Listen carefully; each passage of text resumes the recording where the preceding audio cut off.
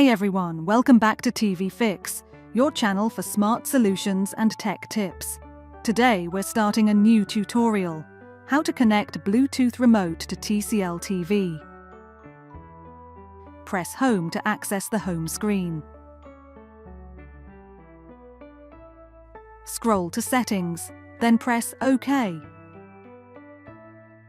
Scroll to Remotes and Accessories, then press OK. Scroll to Add Accessory, then press OK. Scroll to and select OK.